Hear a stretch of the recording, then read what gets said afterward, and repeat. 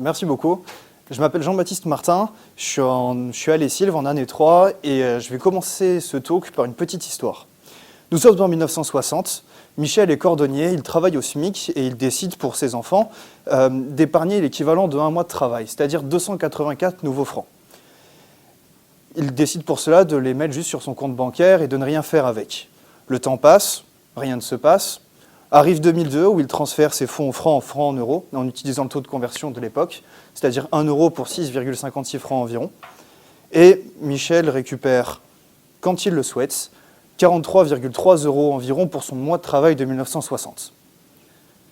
Ce que Michel aurait pu et voire dû faire à ce moment-là, avec ses 284 francs, c'est acquérir presque 57 pièces telles que celle-ci, qui étaient en service en 1960 et qui contiennent chacune environ 10 grammes d'argent pur.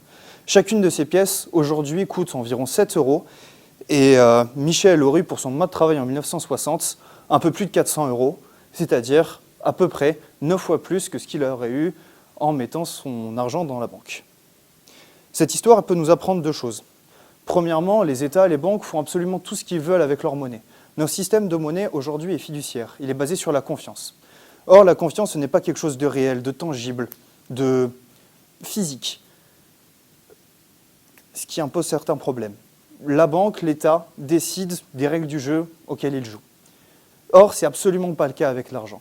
Avant qu'un État édite une pièce de monnaie telle que celle-ci, il faut qu'il ait 10 grammes d'argent pur dans ses comptes bancaires, dans ses coffres en banque. Ce qui veut dire que s'il n'a pas ces 10 grammes, il ne peut pas émettre de la valeur. À ce moment-là, ce n'est plus l'État qui décide des règles du jeu, c'est les lois de la nature. Et on le voit au cours de l'histoire, aucune monnaie n'a perduré sans être adossée à une valeur qui est naturellement rare. L'or, l'argent, le pétrole, n'importe quoi que l'on ne peut pas inventer. C'est vraiment quelque chose d'intéressant à voir. Le pire dans tout ça, c'est que notre petite histoire, là, elle n'est même pas représentative de l'histoire, la grande histoire. Parce que si Michel avait été un citoyen soviétique en 1990, allemand en 1935 ou vénézuélien récemment, alors il n'aurait strictement rien ressorti en termes de valeur monétaire pour un mois de travail dans des espaces de temps bien plus courts que celui que je viens de vous évoquer. Ça amène plusieurs choses. Premièrement, si vous voulez stocker de la valeur sur un long terme, je vous conseille fortement d'utiliser ce genre de choses. Deuxièmement, si on peut faire un petit focus sur l'argent, c'est un matos qui est assez difficile à extraire. En fait, il n'est quasiment jamais dans la nature suffisamment concentré pour que son extraction en elle-même soit rentable. C'est souvent adossé à l'exploitation d'autres matières premières, notamment l'or. Et en plus, monter une mine d'argent, ça prend beaucoup de temps. Entre le moment où la mine commence à être créée et le moment où elle commence à produire, il y a environ 8 ans en moyenne, ce qui est énorme. Et encore une autre chose, en Europe, on consomme énormément d'argent.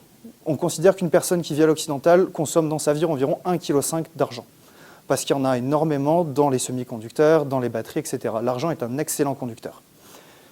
Or, il y a assez peu de stock d'argent aujourd'hui, et on considère que le monde a aujourd'hui 10 ans de réserve d'argent à peu près. On peut penser que l'argent va se raréfier dans l'industrie de manière assez drastique ces prochaines années. Et s'il se raréfie dans l'industrie, alors je pense qu'il se raréfiera vraiment dans nos portefeuilles. C'est pour ça que le prix de cet actif-là en particulier devrait monter. On peut faire exactement la même analyse avec l'or, avec le pétrole, avec ce genre de choses. Donc pour conclure ce talk, je dirais que je ne suis absolument pas un conseiller financier. Ce que je peux vous dire, c'est que toutes les monnaies basées sur la confiance finissent un jour par tomber. C'est mathématique. À un moment, la confiance se perd. C'est absolument pas le cas avec ce genre de choses. Donc si vous voulez transmettre de la valeur à vos enfants, je vous conseille fortement de prendre n'importe quelle valeur qui est limitée sur Terre, et limitée par la nature de manière naturelle. Merci beaucoup.